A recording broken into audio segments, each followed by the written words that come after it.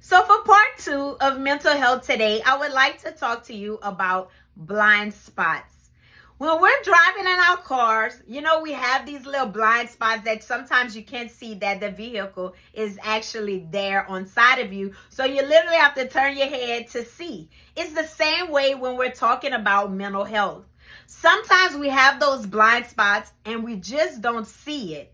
Other people sometimes see it and we don't see it. Or you might be in denial, right? Sometimes we go through denial and don't want to accept it because of maybe the stigma, as we talked about last week, the stigma that we have or have heard of people with mental health issues that they may have. And so what we do is, because we maybe always heard negative things, or you in your culture you grew up and people's like, it's gonna be okay, you're gonna be okay, and these kind of things, you kind of brush it off, and then it causes you to have these blind spots in your own life, and you cannot take care of your own mental state.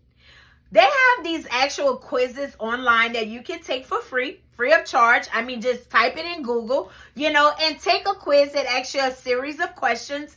Answer those questions to make sure to see where you are mentally. And I promise you, I could think of, if I did it today, I would be better. But when I did it maybe years ago, I probably would have been all over the place.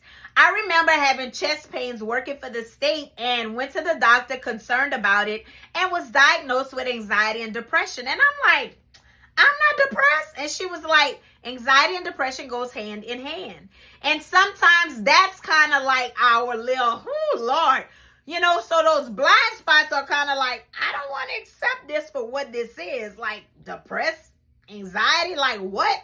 I did not want to accept that diagnosis. So I went through denial, but I'm so thankful that God actually healed me and delivered me of it.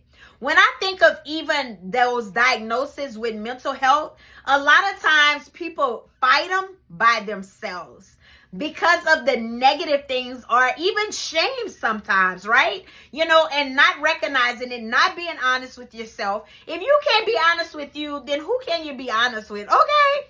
Be honest with yourself. You see yourself and be with yourself all the time.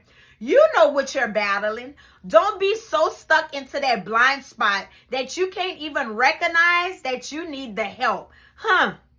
Now that's a food for thought, because we can be so stuck in our own places and we're afraid of actually admitting that I might have some mental health issues. And sometimes a lot of those things sometimes even come with genetics, right? It might be generational, something that was passed along from a previous family member and things like that. It's nothing to be ashamed of. The worst thing that you can do is not get the help that you need for yourself. So don't be ashamed. Clear up those blind spots. Take the little quiz on Google. I was about to say Amazon. Y'all know I shop on there too much. Take that quiz on Google. That's free. Answer those questions and be honest with yourself to see where you are mentally and if you need the mental health services in the community that is provided for you. Get the help that you need. Don't look at it as a negative thing. You'd be surprised at how many people actually have mental health issues that you don't even know about. Man, the world would be a better place if some of the people was taking their little medications. I'm just saying.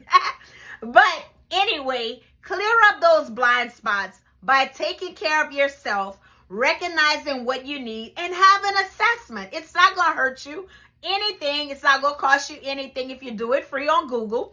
Print it up and just do it. Take care of yourself. You deserve it. And the people that love you deserve you to be well. Amen? Amen. So I leave you with this today. Matthew chapter 7 verse 3 and 4 reads like this. And why beholdest thou the mote that is in thy brother's eyes, but consider not the beam that is in thine own eye? Or how wilt thou say to thy brother, let me pull out the mote out of thine eye, and behold, the beam is in thine own eye? So before I go, I just want to remind you, if you haven't already, check out my website at www.talkswithshay.org. You can subscribe to my videos on YouTube and find me on Facebook. Like my page, share my page, invite your friends to like my page. And until next time with Talks with Shay, Shay is out. Y'all stay blessed.